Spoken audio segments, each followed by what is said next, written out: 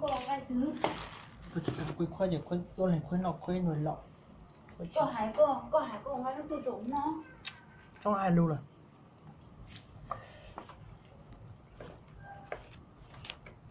tí lấy nó nồi lọ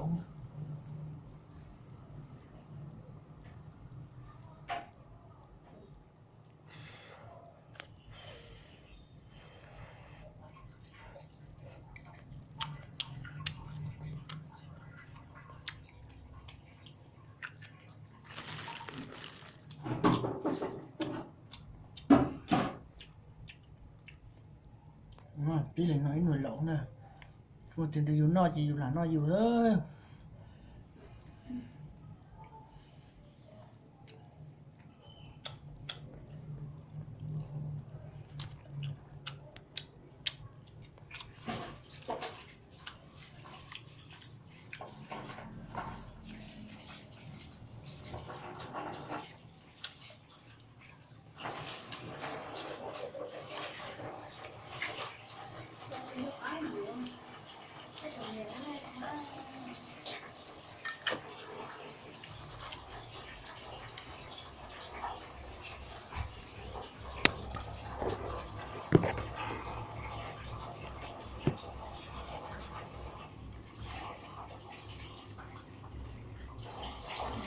là chỉ cảnh những nó chè dưới là những nó dùng lên đó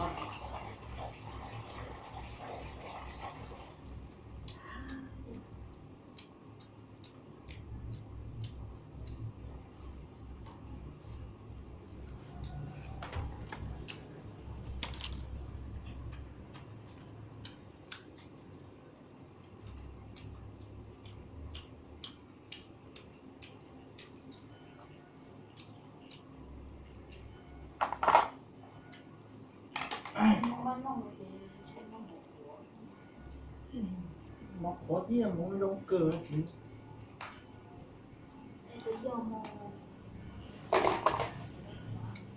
thôi điền dê nó nha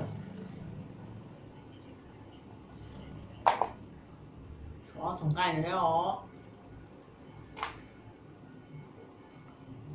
xóa cái xong em xóa thì chỉ bỏ cho em xóa đó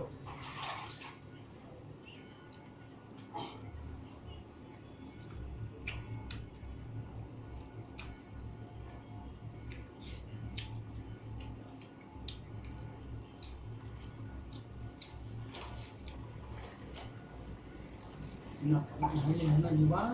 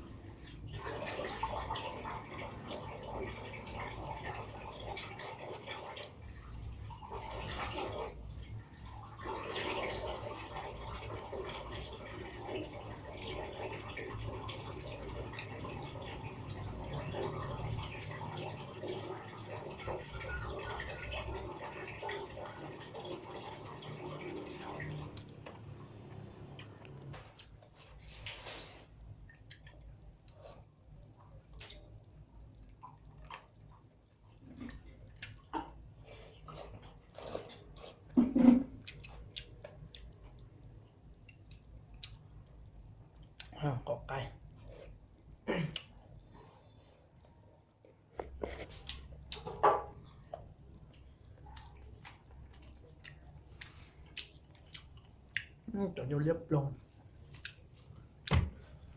Ôi, giọng môi rồi.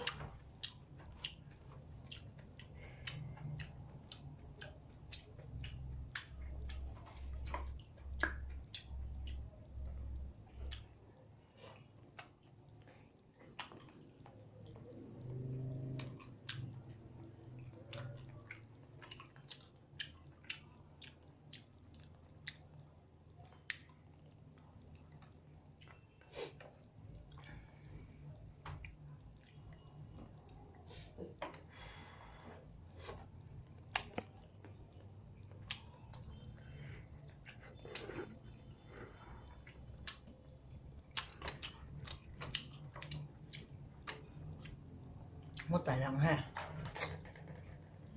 Tà. Thôi. Rất là thôi. Nói con no sẽ chỉ có người lẩu ha.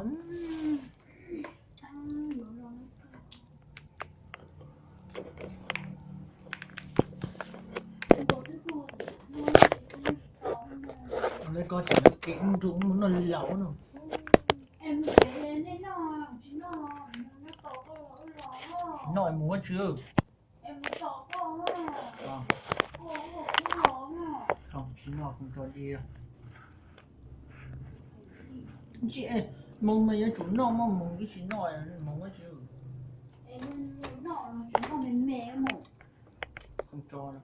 Làm gì phải ăn, gì phải ăn. Đây là cái gì quá. Đợi chị rồi rau Chị ơi. chị. Anh chị ơi.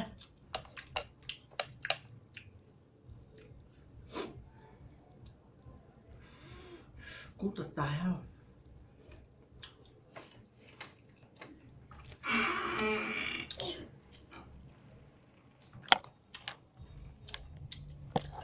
Cô mà nhà tiêu có hay.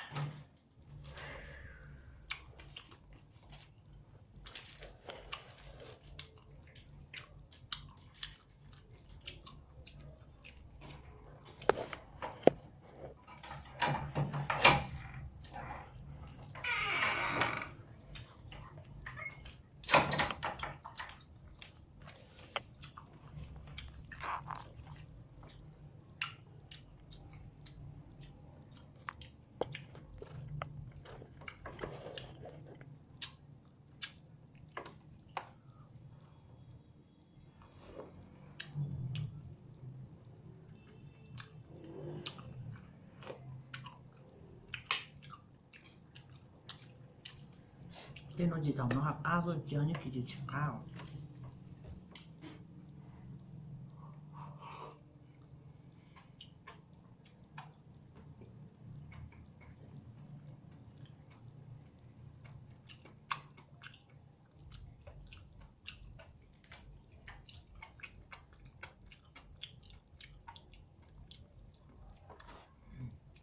Vậy nó đẹp cũng nát lo.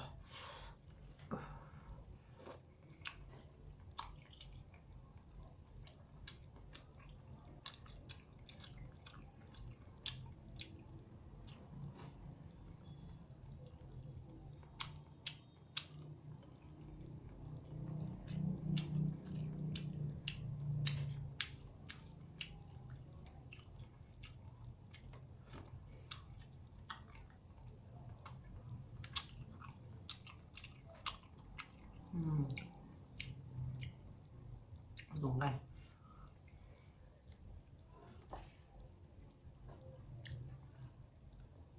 khai là sao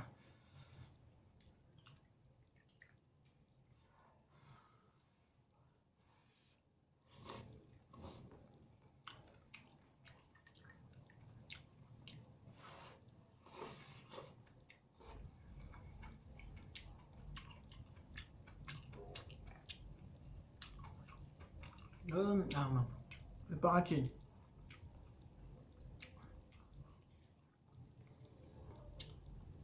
ôi ôi dồi mày con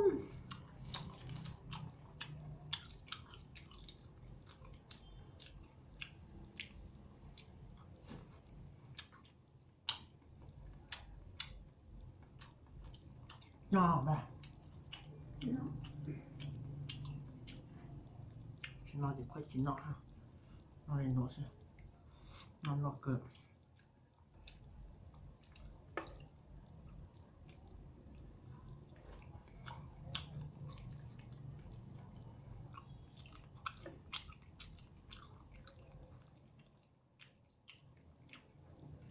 một thằng được là họ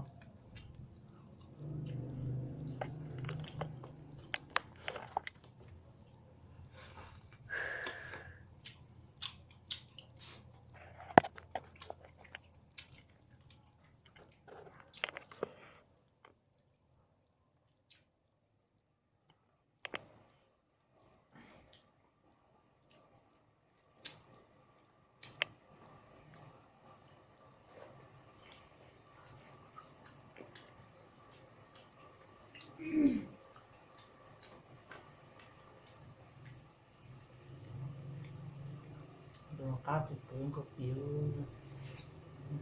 nó thì nó chữ cá nữa lên nó như nó chữ cá rồi chúng ta nó lên nó chữ cá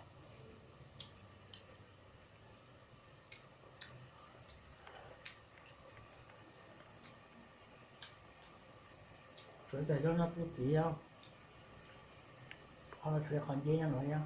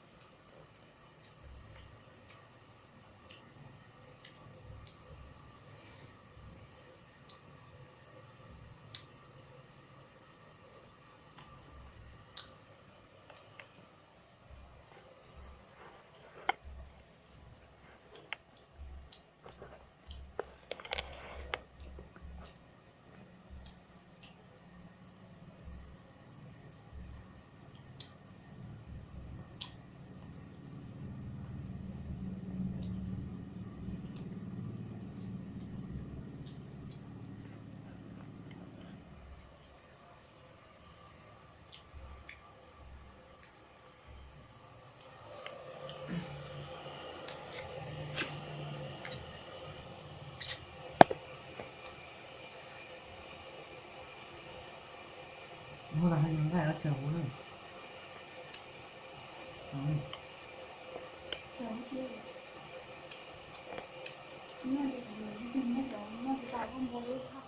xin vụ nhưng mà cho nó cho ta một sáu cái nào đấy cả rồi có những này nó có đâu cho ta nó mỏ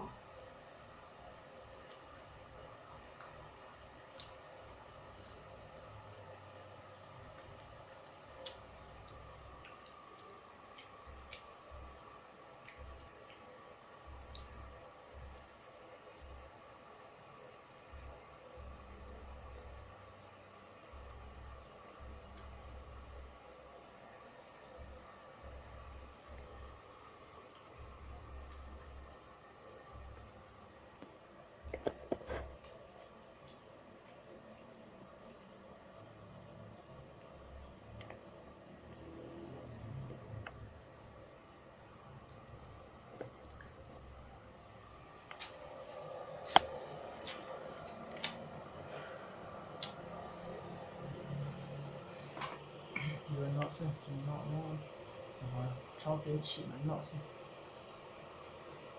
đi lên cái gì ô nó tạo vừa cạo tài vừa trò Sao sáng nó tài rồi con mua tiêu tiền nữa chọc mua cửa trồng cây ha chứ nó được qua có cái gì cho cái rồi chẳng là cho mình thấy cũng nó món nó để cười á dọc dứa